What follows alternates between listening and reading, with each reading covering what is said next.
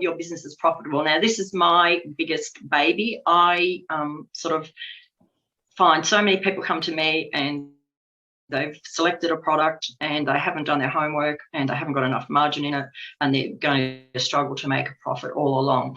So I think it's very important to do this, profitability. It's one of the most important things that, it's no good having a lovely product that you want and you're not going to make any money after 12 months of hard work. So the first thing you should do is do this exercise. Now, we're actually giving you some homework. We've actually got a spreadsheet done up where you can go and do all this and put different products in and out of it and look at the product, how it all is all going to, profitability is going to be.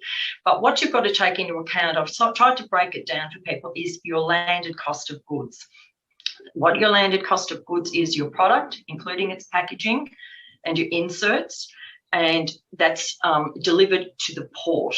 So now we call FOB. So I like to use FOB when I'm getting my price from my supplier, because that means in India it's from it includes down to the port. Now, we get our goods from up near sort of the top of India, so it's about a 4-day road trip. Much better to get that price from your supplier, because I no doubt he's got a much cheaper way of getting goods with a carrier than you have. So I find that using that is good for your landed cost. Then on top of that, you've got to pay Amazon fees. Now, a lot of people don't understand how much these are until they start selling, and it's a big shock. The FBA fee that Amazon charge you, it depends on each product. So just to give you a quick example, if it's about a shoe box and it weighs under a kilo, it's about $6. But it can be like this, various tiers, and it's got very complex how they work it out. What we've done is we've put all charts into the notes so you can actually go and have a look how much they are. And also, if you go into the Amazon calculator or the Helium 10 calculator, which we're going to talk about as we go through here, there's ways to work it out. So we'll look at that again in a minute. There's a referral fee. Now, most products in America, it's 15% of the sale. So if you're selling something for $100, you pay a $15 fee to Amazon. So they're two things that are not negotiable. Amazon will charge them, and it's something you've got to sort of look at. So it can be make your product not profitable if you're not careful.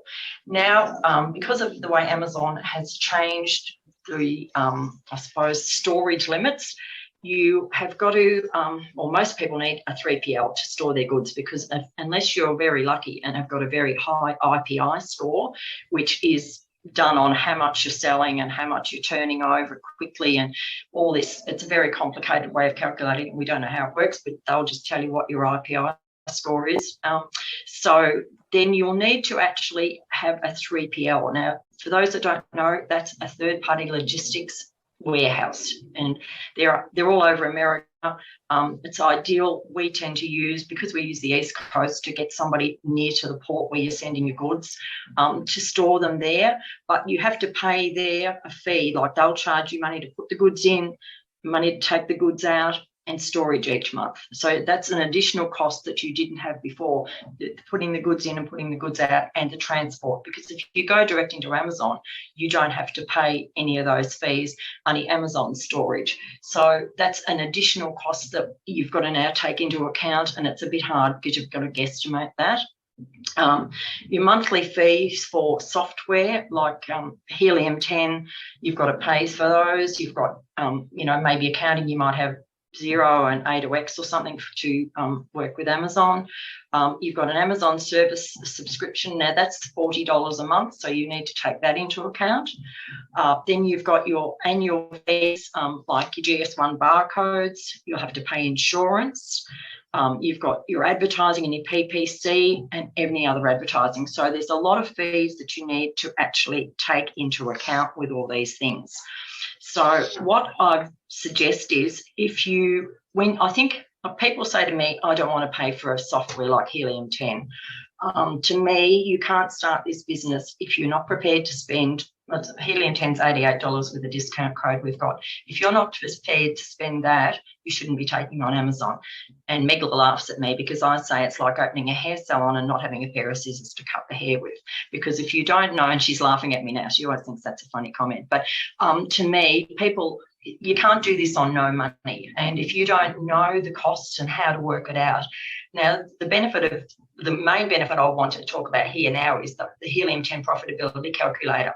And what they've got is you can actually find a product that you're looking at. So I don't know, just say we're going to use a salad bowl through all this. So you want a salad bowl. So go in and look at one that's about the same size and what do you think you want to sell?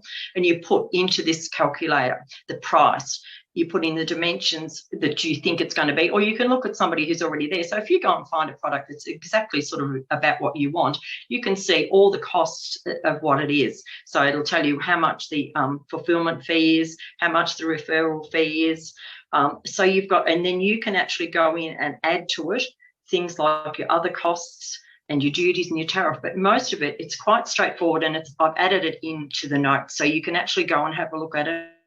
But by doing that, you can see very quickly, just looking at a product, is, can I afford it? How much can I afford to pay for a product? So I think if you are really wanting to get ahead and do this, I'd suggest that's one of the first things you get before you start doing the product research, because it's so much easier than just looking at a product and going, can I afford to do this? Oh, I don't know how much it's going to be. This way you can definitely get a good handle on most of the costs. They're not always going to be accurate. They even calculate the estimated shipping cost per cubic metre. That might be a little bit out at the moment because of the extra high shipping costs, but at least you're going to be fairly close. So I'd suggest that's, a non-negotiable thing that you need. Now, with Amazon's product tiers, it's a little bit confusing when you're new, but they have the standard size of a product is small, and there's oversized and standard size. For a standard size product, if it's anything outside 18 inches long by 14 inches wide by 8 inches high, it becomes oversized. So you don't want to, unless you can avoid it, go into an oversized product, or you've got a huge margin left to cover those extra costs. The difference between a box that's, say, 18 inches and 18.5 inches can be around $4 or $5 extra in fees.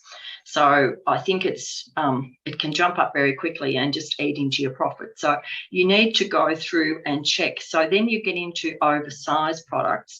And the other cost, people say to me, oh, should I do oversized? So you've got, number one, your $4 or $5 on, and I'm talking just on like a shoebox type sort of thing here that's, 18.5 inches long. I'm not talking about a huge product. It gets dearer and dearer. And if you look at the structure, we've got all these tables are all included in this product tiers, so you can go and look at them. But I think if you, on top of that, what people don't understand is, number one, your shipping is going to be dearer because obviously you get less product in your shipment. But the biggest catch is now Amazon will make you send anything that's oversized to 3 warehouses, not 1. So you basically can't really afford to ship from your factory direct into Amazon because they want you to go into 3 warehouses, which means you've got to actually pay for 3 individual shipments. Now, shipments, when you're doing sea shipments, there's probably about $500 or $600 on every shipment that are fees that cannot be taken away. They're customs fees, they're port charges, all these things. So it doesn't matter whether you ship 10 cubic metres or 100 cubic metres, this $600 still sits there.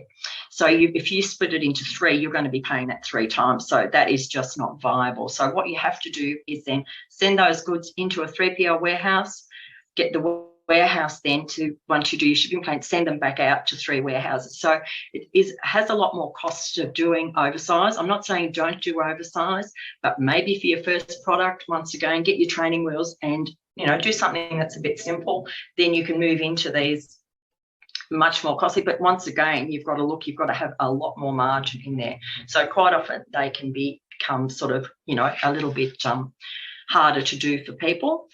Now, Amazon storage fees. Amazon charge storage during the year on a standard size product at 75 cents a cubic foot.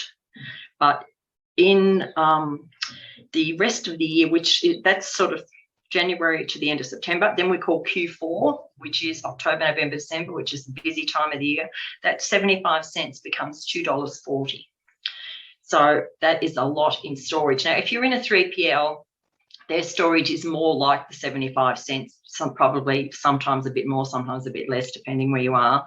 So my advice is, I know you need stock in there for Christmas, but don't put too much in there, because at $2.40 a cubic foot, and if you put it in October and you don't sort of start selling till December, you're paying $2.40, and a cubic foot isn't much when you look at, a couple of shoe boxes. So just bear in mind that when you especially when you're new and you don't know how much you're going to sell, it probably takes, depending on how busy Amazon gets, but at the moment, I'm getting shipments in about a week from my 3PL, from when I give them the sort of file with the carton labels on them into Amazon. It takes about a week to a week and a half, depending which warehouse you get nearby. So I think just be careful when you're doing those things, because they can and that's all this money comes out of your little pot of profit that you had. So if you had a $10 profit left, all these extra costs you've got to cover for those. If you do oversize, it works a little bit differently. Their storage during the year is less. I can't get my head around this. It's only 48 cents a cubic foot, and it's only $1.20 in Q4. But once again, it's still, quite a bit, because you've got a bigger product. So I think, and look, there is different fees. If you've got dangerous good products, it becomes quite expensive.